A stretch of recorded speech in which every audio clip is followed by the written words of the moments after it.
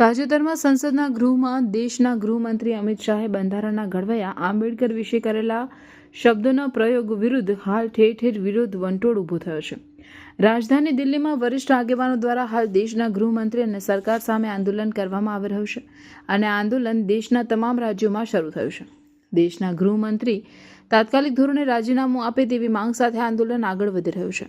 ત્યારે ઓલપાડ તાલુકા મથક ખાતે સ્વયં સૈનિક દળ તથા બહુજન સમાજના આગેવાનો એકત્ર થઈ દેશના ગૃહમંત્રી અમિત શાહ વિરુદ્ધ વિરોધ પ્રદર્શન કરી ભારે સૂત્રોચ્ચાર કર્યા હતા અને ઓલપાડ મામલતદાર કચેરી ખાતે આગેવાનોએ પહોંચી ફરજ પરના મામલતદારને એક આવેદનપત્ર સુપરત કર્યું હતું।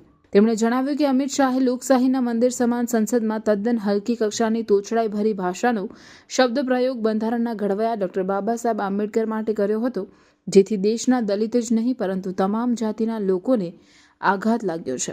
દેશના ગૃહમંત્રી જેવા બંધારણીય હોદ્દાની ગરિમા તેમણે જાળવી નથી। કરોડો વંચિતો, દલિતો અને કચડાયેલા વર્ગના ન્યાયપ્રેમી મસીહા ડોક્ટર બાબા સાહેબ આંબેડકરનું અપમાન કરનાર ગૃહમંત્રી અમિત શાહ તાત્કાલિક ધોરણે રાજીનામું આપે તેવી માંગણી કરવામાં આવી છે। અમિત શાહ કહે છે કે ભાઈ આંબેડકર બોલવાથી સ્વર્ગમાં એને સ્થાન મળી જાય છે, તો તમે વર્ષોથી રામ રામ રામ રામ રામ બોલો છો। મંદિરોમાં પૂજારીઓ વર્ષોથી રામ રામ બોલે છે, કેટલાને સ્વર્ગ મળ્યું છે એ અમને પુરાવો આપો।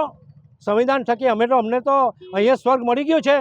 બાબા સાહેબના હક અધિકાર જે મળ્યા છે એના થકી આજે અમારું બહુજન મૂળ નિવાસી સમાજ ખાડે પીઠે સુખી છે, રાજકીય રીતે છે, સામાજિક રીતે છે અને આવી રીતે અમને સ્વર્ગ આ ધરતી પર જ મળી ગયું છે।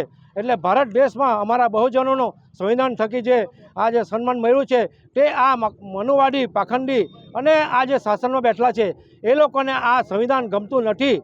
એના પ્રતાપે આ અમિત શાહ એનો બકવાસ એણે એના દિલમાં હતું એ બંગાસ એણે સંસદમાં કરી નાખી છે અને આ મનુવાદીઓ લોકોએ આ સંવિધાનને ખતમ કરવાની કોશિશ કરી રહ્યા છે અને એ થકી જ આજે ભારત દેશનું એ સન્માનની સંસ્થા જે સંવિધાન છે ત્યાં આ લોકો આ બોલી શકે છે એ બહુ નીચ વસ્તુ છે અને એના થકી જ અમે એનો વિરોધ કરીએ છીએ। સખત સમાજના બહુજન સમાજના લોકો વિરોધ કરે છે।